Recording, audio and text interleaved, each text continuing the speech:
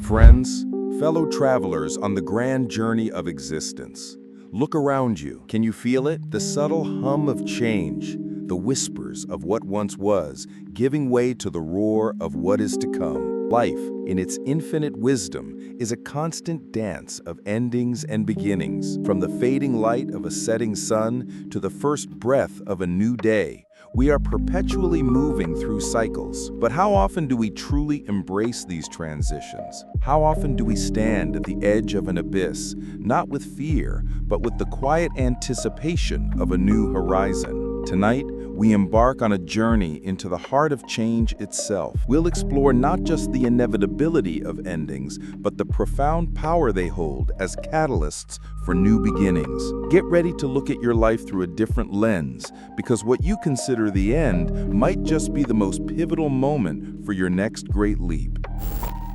Every story has an end, every season turns, every door closes. This isn't a pessimistic view, it's a fundamental truth. We often cling to what's familiar, to the comfort of the known, even when it no longer serves us. We fight the natural current, spending immense energy trying to hold on to something that by its very nature is meant to transform or conclude. Psychologically, these endings are crucial. Think of them as the unfreezing phase, where old patterns, relationships, or even identities start to dissolve. It can be disorienting, even painful. You might feel like you're in limbo, a fish out of water, questioning everything. This is where many falter, resisting the natural ebb and flow. But what if we reframe these moments? What if instead of seeing them as a loss, we saw them as a necessary clearing? The ancient Stoics like Seneca understood this implicitly. They taught us the wisdom of amor fati, love of fate. Not a passive resignation, but an active embrace of everything that happens, recognizing that even the most challenging endings are part of the grand design. They wouldn't say, "Don't cry over spilled milk." They'd say, "The milk spilled, what now?" Their emphasis was on what is within our control, our perception, and our response. An ending is not a judgment, it simply is. And in that simple isness lies an immense opportunity. Once the ending is acknowledged, we enter what often feels like the most challenging phase, the neutral zone, or the cocoon phase. This is the time between what was and what will be, a period of ambiguity and often profound discomfort. It's when you're between a rock and a hard place, feeling like you're treading water. There's no clear map, no obvious destination. And honestly, this is where the magic happens. This isn't a void to be rushed through, but a sacred space for transformation. Existentialist thinkers like Sartre and Camus would argue that this very ambiguity is where our true freedom lies. When old structures crumble,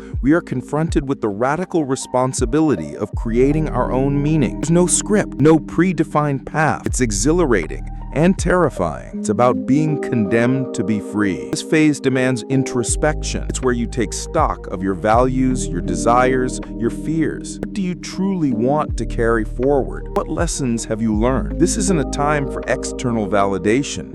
It's a time for deep internal work. Buddhist philosophy, too, emphasizes the concept of impermanence, anicca. Everything is in a constant state of flux. Nothing lasts.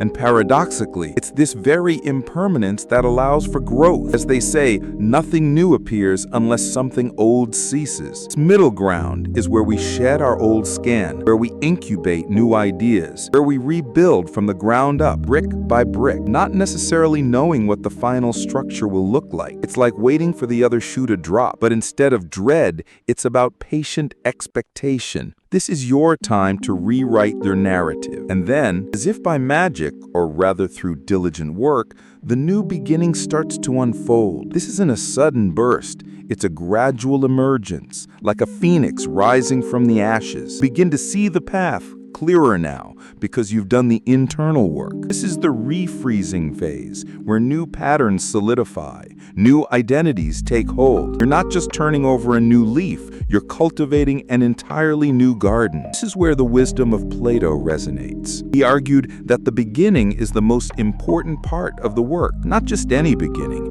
but a conscious, deliberate one. It's about setting the foundation for what's to come with intention. It's about knowing your North Star. It's not about about being fearless, but about having the courage to take the bull by the horns and step into the unknown with an open heart and a resilient spirit. The beauty of embracing the end for a new beginning is that it transforms your relationship with change itself. You move from resisting the tide to becoming a master sailor. You understand that every ending isn't a brick wall, but a fork in the road, an invitation to choose a new direction. You learn to roll with the punches, adapting and growing stronger with each cycle. So, as we conclude this reflection, remember, life is a tapestry woven with threads of beginnings and endings. Don't fear the unraveling, embrace it, for within every unraveling lies the potential for a more beautiful, more resilient creation. What end are you currently navigating? What new beginning is quietly waiting to emerge? Take a moment, breathe, reflect. The journey continues. If this resonated with you, give us a thumbs up, share your thoughts in the comments below, and subscribe for more deep dives into the human experience. Until next time,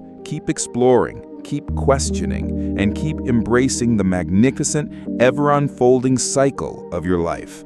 See you later. It's just the beginning.